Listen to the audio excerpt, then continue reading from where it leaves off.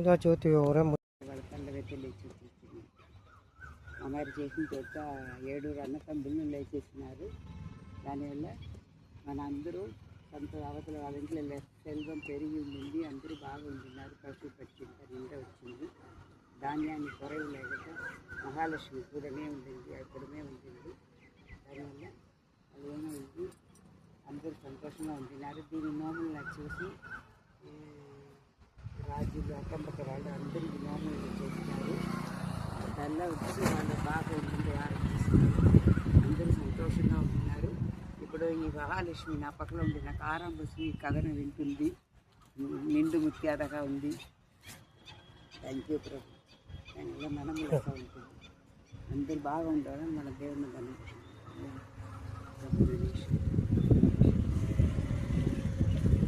నీ చేత కట్టండి.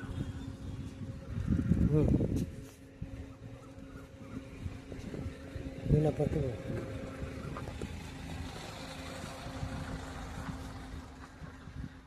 చేత కట్టుకునేదానా ఊరొచ్చు.